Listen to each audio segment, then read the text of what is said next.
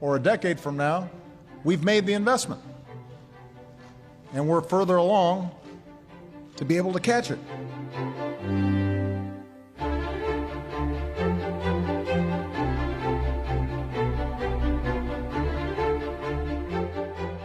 The funding we're asking for is needed to keep strengthening our capacity here at home so we can respond to any future Ebola cases. It's needed to help us partner with other countries to prevent and deal with future outbreaks and threats before they become epidemics. We were lucky with H1N1 that it did not prove to be more deadly. We can't say we're lucky with Ebola because obviously it's having a devastating effect in West Africa, but it is not airborne in its transmission. There may and likely will come a time in which we have both an airborne disease that is deadly. And in order for us to deal with that effectively, we have to put in place an infrastructure, not just here at home, but globally, that allows us to see it quickly, isolate it quickly, respond to it quickly. So that if and when a new strain of flu, like the Spanish flu, crops up 5 years from now or a decade from now, we've made the investment. And we're further along to be able to catch it. It is a smart investment for us to make. It's not just insurance, it is knowing that down the road we're going to continue to have problems like this, particularly in a globalized world, where you move from one side of the world to the other in a day. So this is important now, but it's also important for our future and our children's future and our grandchildren's future.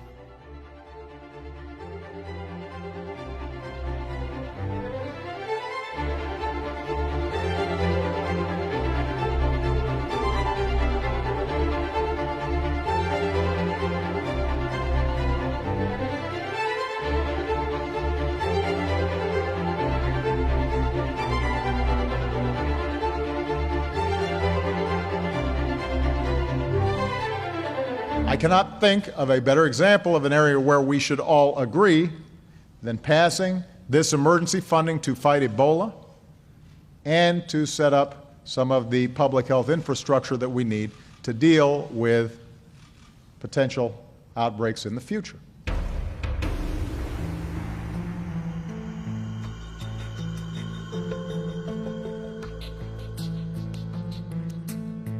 You know, a lot of people think that goes away in April with the heat, as the heat comes in. Typically that will go away in April. This moment, we think we have it very much in hand.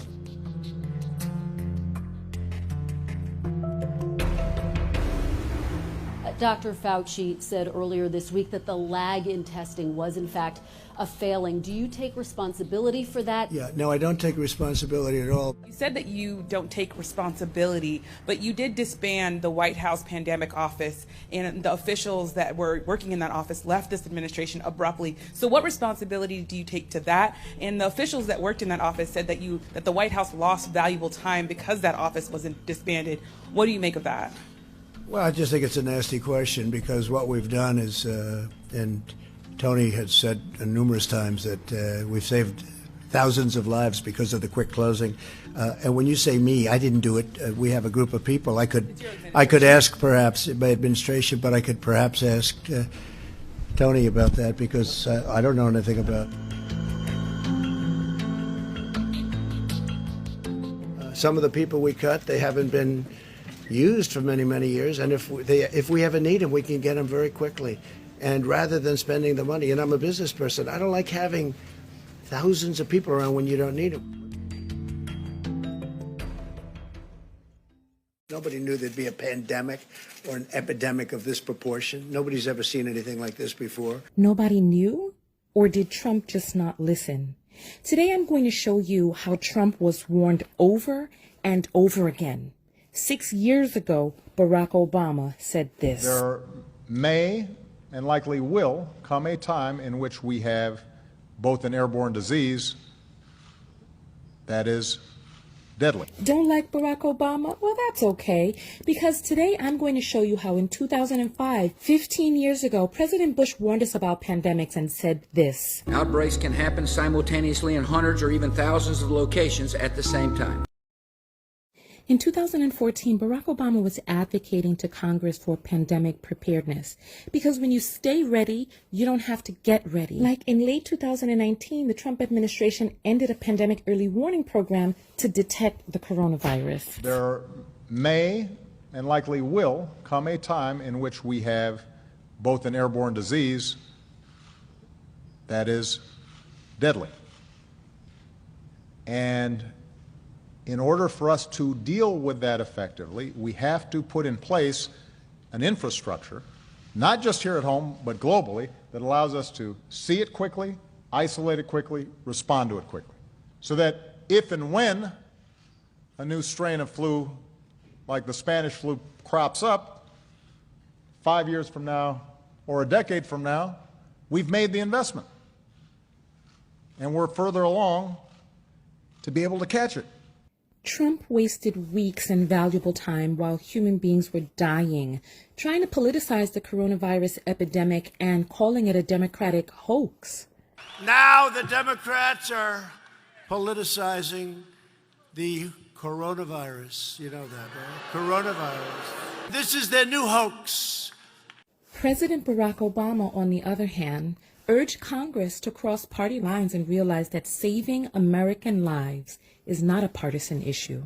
I cannot think of a better example of an area where we should all agree than passing this emergency funding to fight Ebola and to set up some of the public health infrastructure that we need to deal with potential outbreaks in the future. How do you argue with that? That is not a partisan issue. That is a basic common sense issue that all Americans can agree on. For the most part, people have recognized this is not a Democratic issue or a Republican issue. It's about the safety and security of the American people. So let's get it done. This can't get caught up in normal politics. We need to protect the American people, and we need to show the world how America leads. Say what you want about Bush, but according to my research, pandemics and being prepared for one is actually something that kept him up at night. And he spoke about this in 2005 and continued with the groundwork to make sure that another pandemic never reached American soil. Today I've come to talk about our nation's efforts to address this vital issue to the health and the safety of all Americans. I'm here to discuss our strategy to prevent and protect the American people from a possible outbreak. President George W. Bush was one of few presidents who stressed the importance of planning for a global pandemic and laid the foundation for the present-day federal response. The President's made perfectly clear that our number one priority is, in the event of a pandemic, is to save lives. The President has a plan to do just that. First, we must detect outbreaks that occur anywhere in the world. Second, we must protect the American people by stockpiling vaccines and antiviral drugs and improve our ability to rapidly produce new vaccines against a pandemic strain. We need to have a surveillance plan that allows us to identify when an incident has occurred in the world. The sooner we know, the more quickly and more adequately we can respond. We thought it would be irresponsible not to take on the pandemic planning effort to make sure that whenever it is, under whatever president's watch, that as a nation we're better prepared because it's the right thing to do. It can't be avoided. A pandemic is unlike other natural disasters. Outbreaks can happen simultaneously in hundreds or even thousands of locations at the same time. And unlike storms or floods, which strike in an instant and then recede, a pandemic can continue spreading destruction in repeated waves that can last for a year or more. And one day, many lives could be needlessly lost because we failed to act today. You have said nobody could have seen this pandemic coming. Who dropped the ball? Well, I always knew that pandemics are one of the worst things that could happen.